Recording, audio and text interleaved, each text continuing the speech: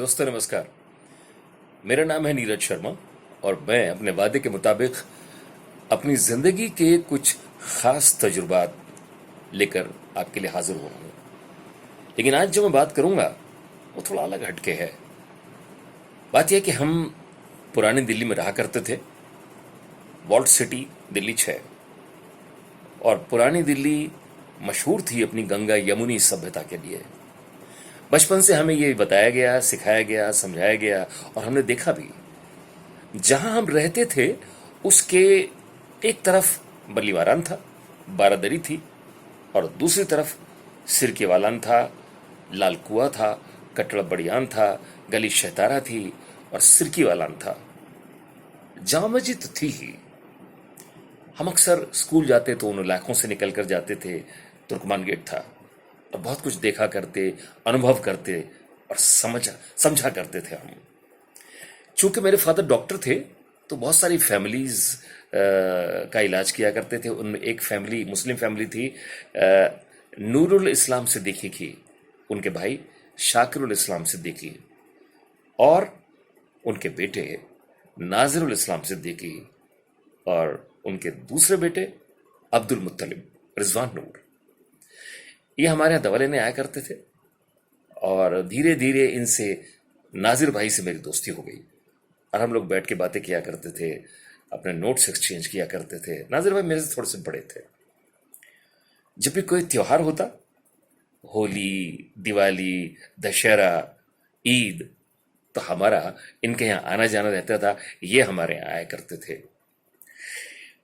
होली पर, दिवाली पर, दशहरे पर ये हमारे यहाँ आते तो हमारे यहाँ जो भी पकवान बना करते थे, गुजिया है, लड्डू हैं तरह तरह के, और खीर है, या जो भी चीज़ बनती थी हम लोग इकट्ठे बैठ के खाया करते थे। ये हमारे मिठाई का डब्बा लेके आते थे। और ईद पर जब मैं इनके यहाँ जाया करता था तो मुझे याद है स्टैंडर्ड स्वीट्स चौड़ी बाजार से, यानी लायलपुर वालों के यहाँ से मिठाई का डब्बा मैं इनके लिए लेकर जाता था। और जब पहुंचता था तो इनके मकान के सीढ़ियां चढ़कर एक फ्लोर था, वहां पर बहुत सारे लोग बैठे होते थे और वो ताश खेल रहे होते थे। और ताश में एक खास गेम चलता था, उसका नाम था black queen. Black queen game क्या था ये तो मेरी कभी समझ में नहीं आया, लेकिन ये समझ में आता था कि ये लोग बड़ी तन्मयता के साथ वो खेल खेल रहे हैं। वहां जाती हमारे लिए वहीं नीचे से बनी हुई एक बेहतरीन किस्म की चाय आती थी जो डेलिकेसी में काउंट करता हूं मैं।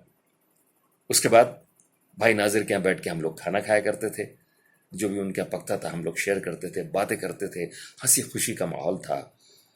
वहां से निकलते थे तो हम देखते थे बाजारों के अंदर भीड़ लगी हुई है, मिठाई की दुकानें हैं। वो बताते थे ये मिठाई जो हमने जो खाई ना वो हमने यहां से ली है, और हम घर आ जाते थे। होली पर हमारे पिता टेसू के रंग उबाल कर रंग तैयार किया करते थे, टेसू के फूलों को उबाल कर, और हम अपने घर के दरवाजे पर खड़े हो जाते।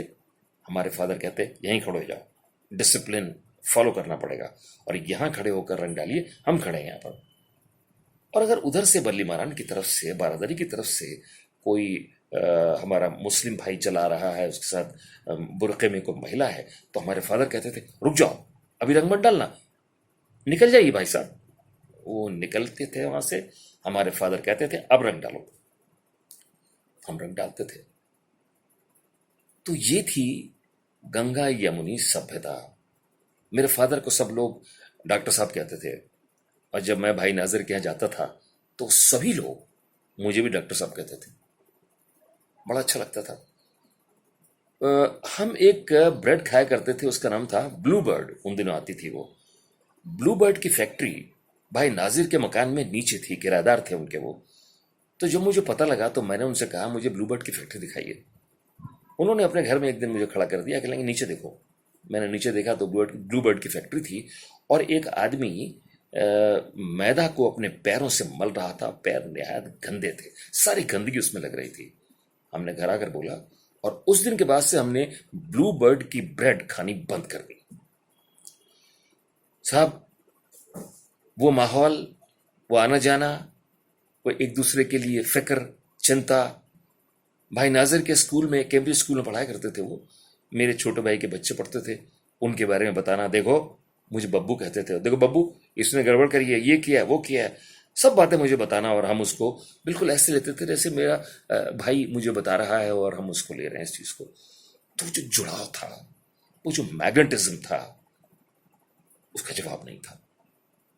सन 82 में हम पुरानी दिल्ली से निकलकर बाहर आ गए। सन 84 के दंगे हमने देखे, और देखते देखते, अच्छा बाहर आने के बाद भी हम जाया करते थे उनके यहाँ पर त्योहार पे, वो हमारे यहाँ आया करते थे।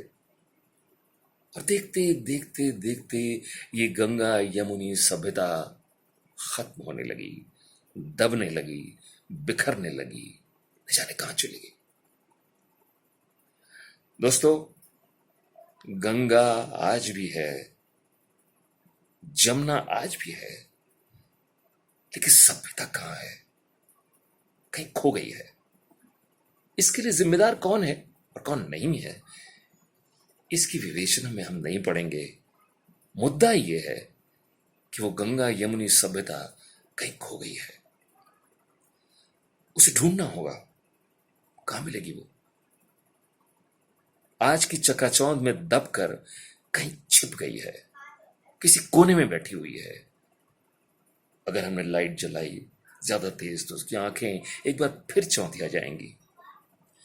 दोस्तों, उस सभ्यता को हमें लालटेन लेकर ढूंढना होगा। कोशिश करते हैं उसे ढूंढने की। अगर आपको कहीं मिले तो आप जरूर बताएं। Thank you very much, and good luck my dear friends.